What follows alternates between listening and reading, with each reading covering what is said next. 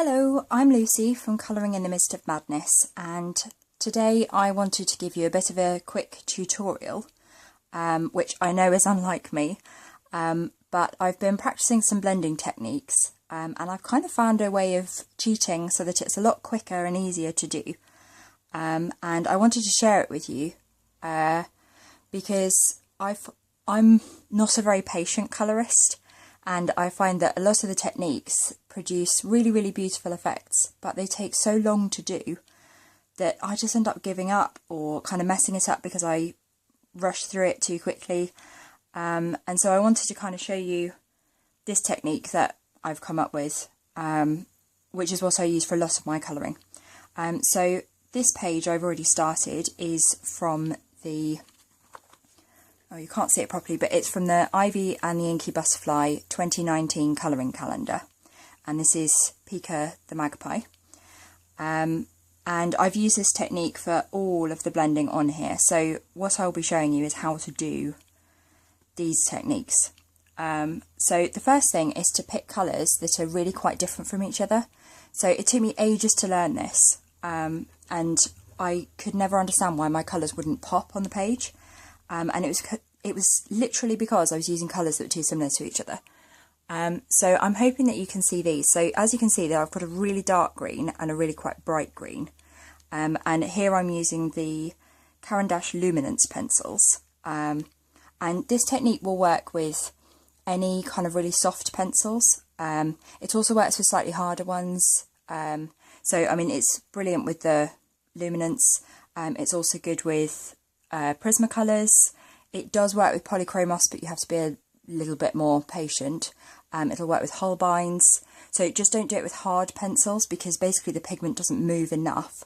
So unfortunately you have to use layers with those. You can't do this kind of cheat blending. And then for these feathers, these are all done with these three colours. So I have used black, a really dark blue, and then a really quite bright blue. Which helps kind of make stuff pop. So what I've done with all of these leaves is I've used this dark sap green and I've done little layers. So I've started at the top of a leaf and then gradually built up more colour until the bottom where it's fully burnished. And normally you would do one layer of the dark colour, then a layer of the light, then a layer of the dark, and then a layer of the light. And by that point, my brain has just given up and I have just completely had enough.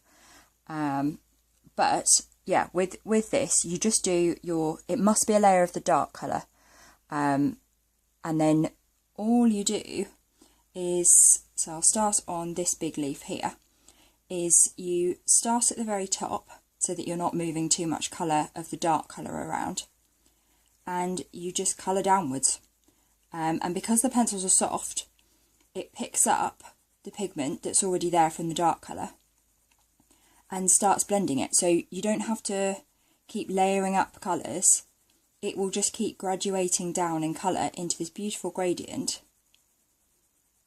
And it's really quick, because I know that some people spend hours doing just a few leaves, and I'm afraid to say I just don't have the patience for that. I wish I did because they get such good effects, but I just don't have the patience. And as you can see, that's super easy. And that's how I've done all of these. So I used kind of different techniques all based on this for all of the different leaves. So some I've graduated upwards, up the middle. Some I've graduated downwards around the outside. Some I've gone from the inside out. You can also do it the other way around with the outside in. But as you can see, it's really, really quick and easy. And you can do this with as many colours as you want. The only kind of rule is that the base colour has to be a dark colour and you have to blend it with a lighter colour over the top. Otherwise the pigment won't move enough and it'll kind of go muddy. So you couldn't do this layering with the light colour and then do it with the dark one blending over the top. It will just move really badly, and just trust me, it doesn't work. But yeah, I was really pleased to work this technique out, and it was purely because of laziness.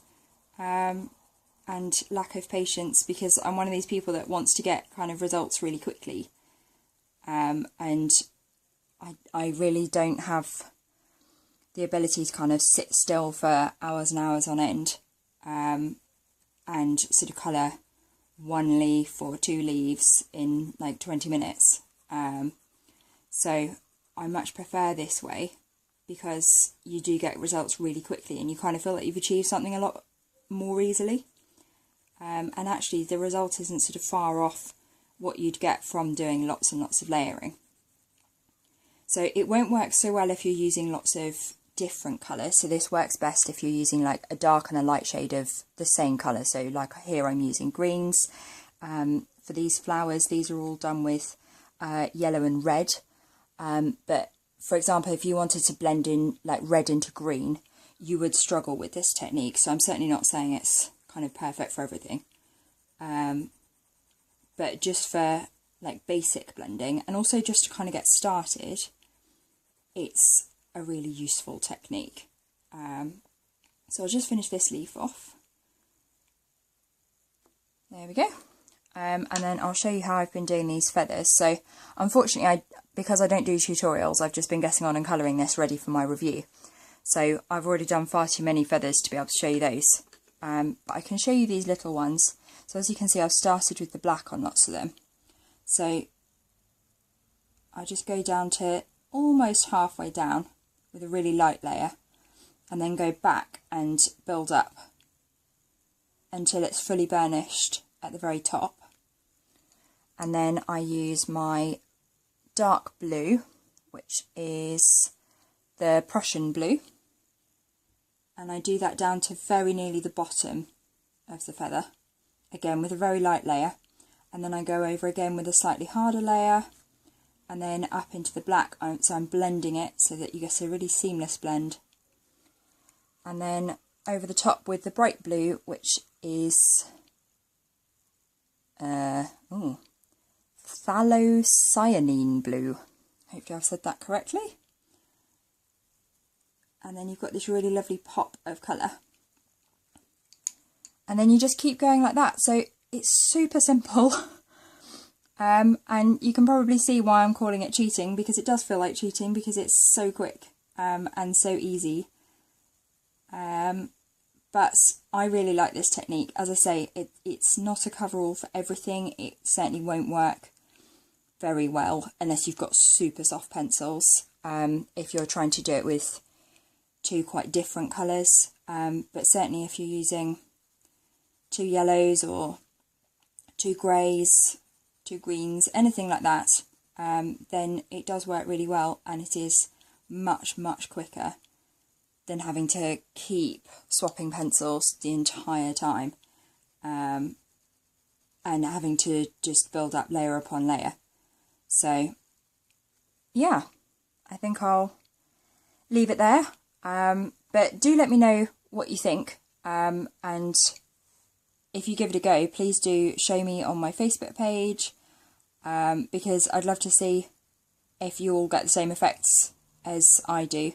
As I say, don't do it with hard pencils, it doesn't work very well, but with soft pencils it does work really nicely. And yeah, let me know what you think of this technique, and I might try and do some other tutorials if I can think of any more in the future. Let me know what you think in the comments, do give me a thumbs up, and subscribe to my channel, and I'll be back soon. Thanks very much. Bye!